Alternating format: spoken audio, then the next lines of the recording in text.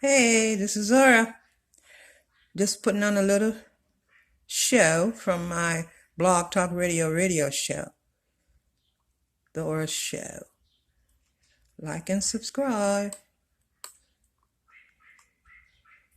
Hey, this is Shirley Ajayi. Welcome to the Shirley Ajayi Show. Today's topic is the gift. When I was 8 years old, I started learning about the Bible and the fact that people in the Bible had gifts. And so did Reverend Bobo. We moved in with her when I was 8 years old. As I said, she was a reverend, and she also had the gift.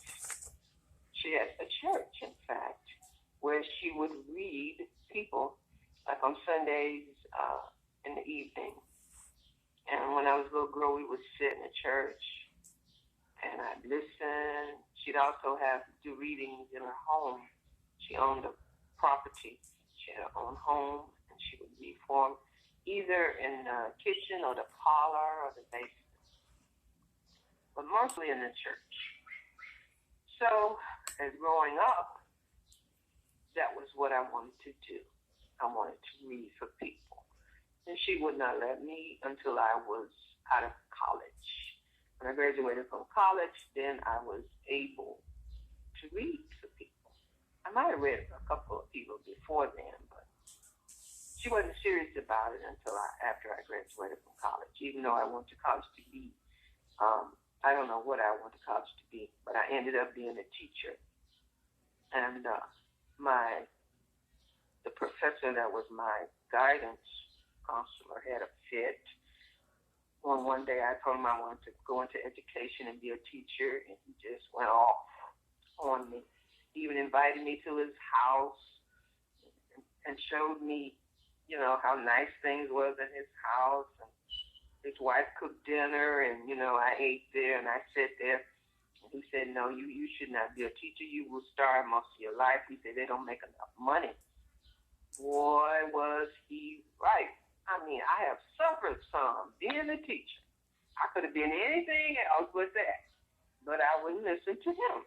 Being African-American woman, you know how we can be sometimes. He kept telling me the truth, and he was African-American himself. That's why he knew. So was his wife. Still, I wouldn't listen. Anyway, so much for that.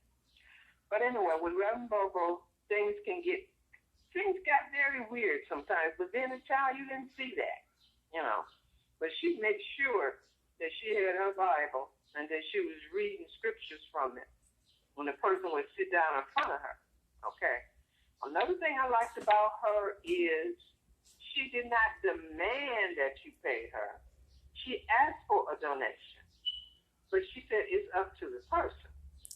So most people would pay her because, they liked her and, they felt like maybe they were asking questions that would require a lot of in-depth information on the part of the reader.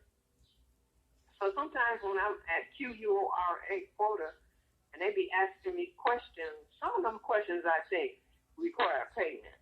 I've been there like, a year or less, and I've been answering questions, and I've answered many a question, okay? So I started thinking about the fact that Reverend it was Johnson at first, and then she got married, was Reverend Bobo, had taught me how to read people. Okay. Later on in life, I learned how to read people without them even being there, just by their voice, and pictures. This is where I worked at. But I liked her because she always had holy water for you. And she had candles she would burn, and she would burn incense, and she would pray, and she would go to the Bible. And she was very inept at what she did. She always got it right on the money, especially when we were in the church. And the church, it wasn't a huge, huge, big church. It was just a normal size, everyday church. You go in, 200 or 300 people. Yeah, like that. But then for the readings, it wouldn't always be that many. But I'll never forget when I stood up and she had me reading for this woman, and what she would do is give the message, and she said, if the message applies to you, please stand up. And usually the message would be very detailed, so you would know it was you, you know. So then sometimes they would ask questions, and she would answer those questions, you know. But I mean, you can't play her cheap because a lot of her, she owned a church, and she owned, like I say, her own property.